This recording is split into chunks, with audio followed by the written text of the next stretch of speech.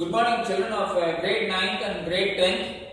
So, today I am going to take up yet another story, and the story is by O. Henry, and title of the story is The Heart and Hand. The Heart and Hands.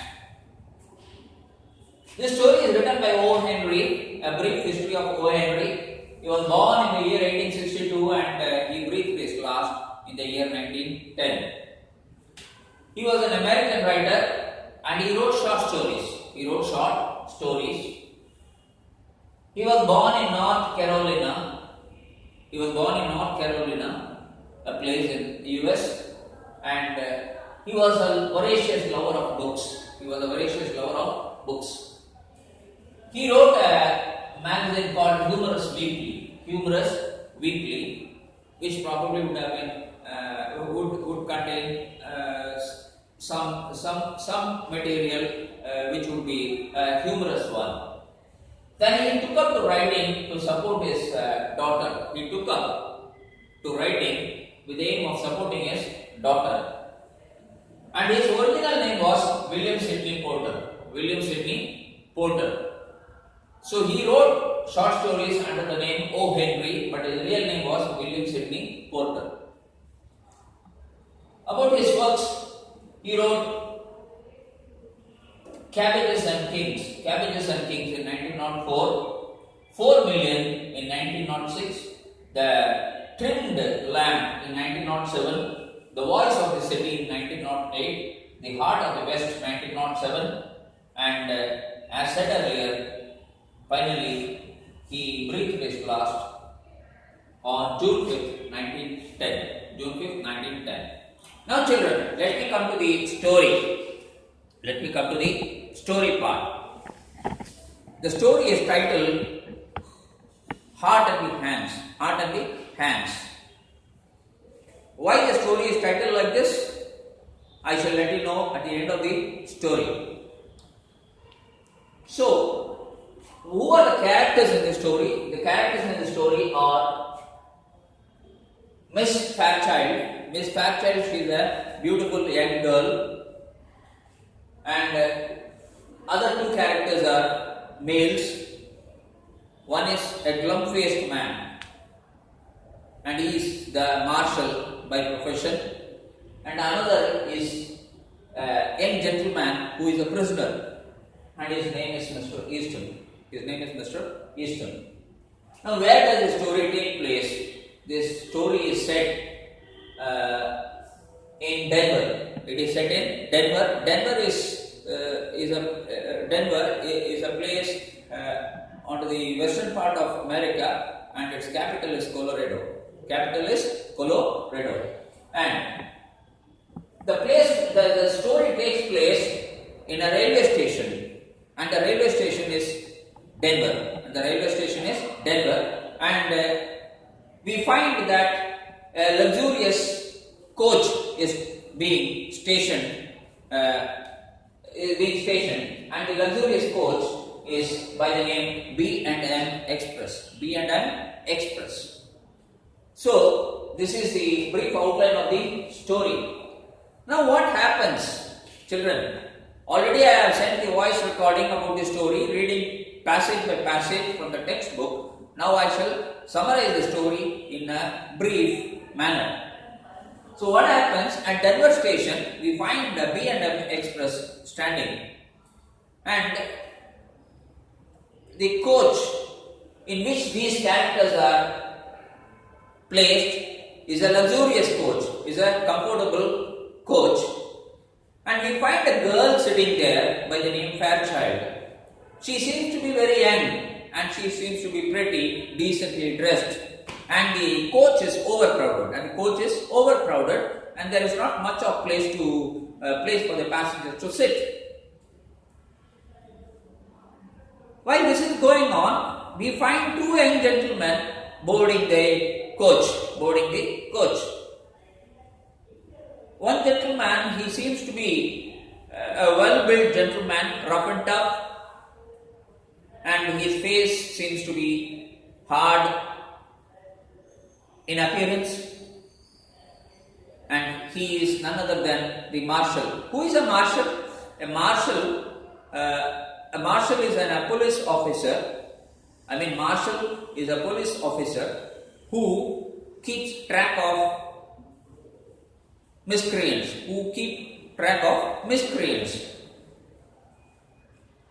And their job is to find them, catch them, and hand them over to the law.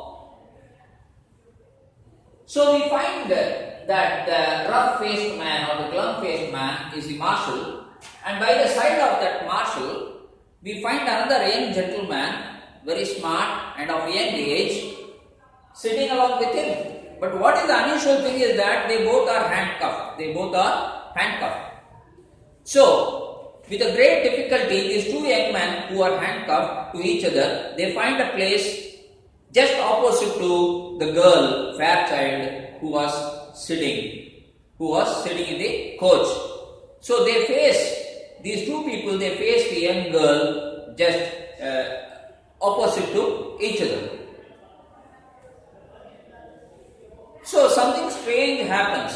The girl, she knows the young gentleman by the name Mr. Easton.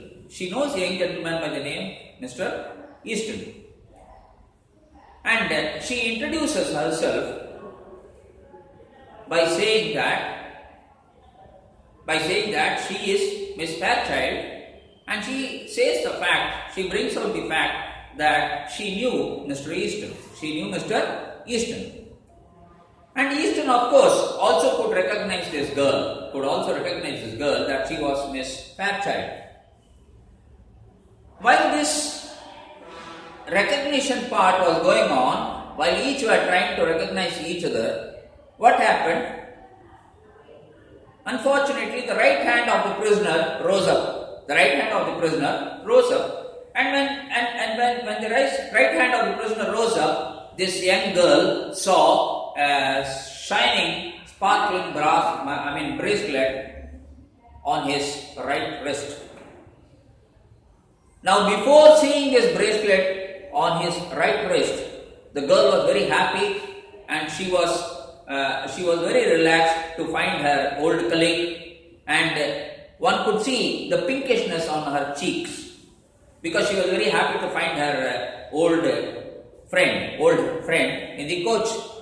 But the moment she saw the bracelet, all her charm, all her happiness, all her pinkishness on her cheeks faded away. Why? She was suddenly surprised to see the handcuff on his right wrist, and she probably thought, what has happened to her friend? For what reason was he handcuffed? Now, while she lost her charm, while she lost all her eagerness about her old companion, the glum-faced man sitting by the side of Mr. Easton could recognize that this young girl, Miss Fairchild, already knew Mr. Easton, and Mr. Easton also knew the young girl. So, to save the reputation of Mr. Easton, the glum-faced man introduced himself to Fairchild, and he said, "Oh miss,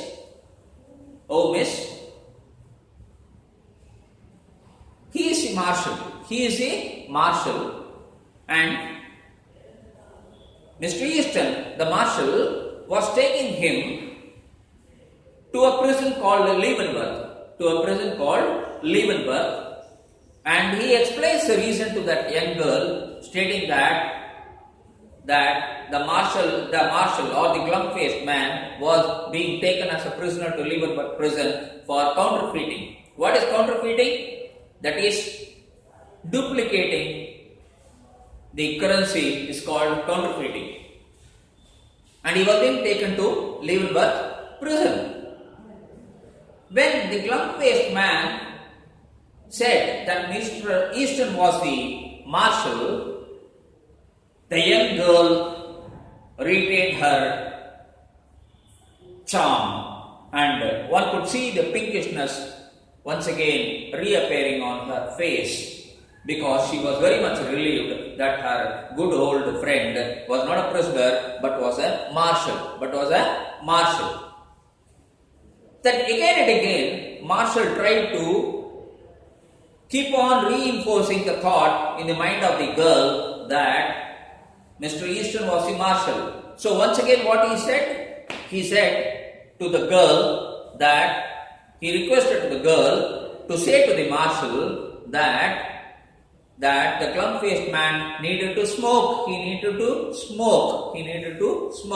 And it was quite a long time that since he smoked. So he requested the girl, suggesting her to tell to Mr. Easton that the glum-faced man be taken to the pen. Pen means to the cabin in the coach where they could smoke and relax.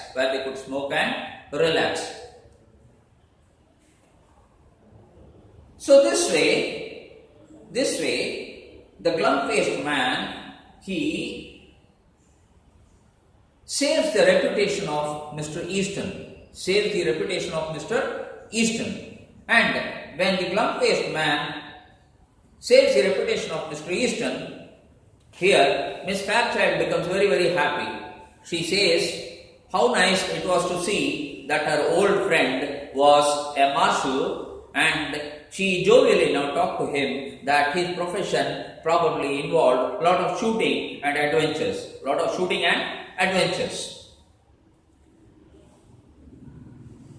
So, this way, the glum-faced man helped the prisoner, Mr. Easton, to have his reputation saved.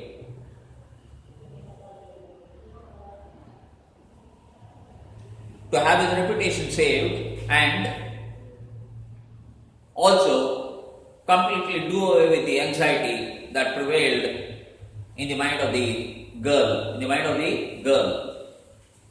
So this is the brief of the story, my dear children. A lot of details are there, which of course I need not summarize it here, which you can go through your book. But this is the core of the story.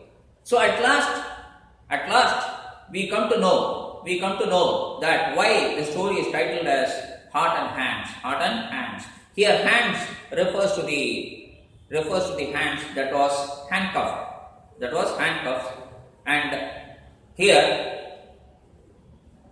the hand refers to the prisoner's hand, which was handcuffed to the marshal's hand. And here heart refers to the compassion, to the love, the aspect of sympathy which prevailed in the mind of the marshal. So that is why the story is titled as Heart and Hands. But then there is one question remaining. And what is that question?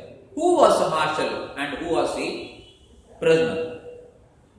Now in that compartment, apart from these three people, there were two young gentlemen sitting.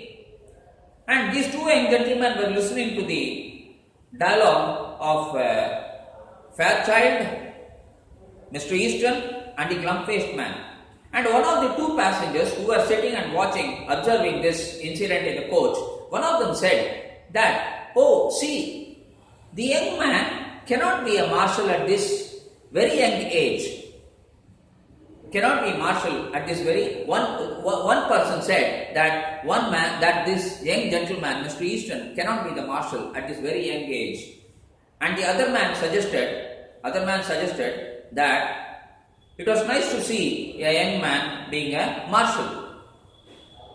So the man who said that the young man was a marshal was counteracted by his another colleague who said, no, the young man cannot be a marshal. The young man should be a prisoner. But the glum-faced man is a marshal. Now how did they come to this conclusion? You see, in the beginning of the story, I said that the right hand of the prisoner, that is Mr. Easton, was handcuffed. According to the law, right hand of the prisoner cannot be handcuffed. it is the right hand of the marshal that should be handcuffed to the left hand of the prisoner. This is the right way of handcuffing a prisoner. That is, the right hand of a marshal ought to be handcuffed with the left hand of a prisoner. So, taking this clue into consideration, the other gentleman said that the glum-faced man was the marshal and the young man by the name Easton was the prisoner. So here ends the story, children, and at last I also gave you the clue as to how to find out who was the prisoner and who was the marshal. Thank you, children, for listening to my story. Thank you so much.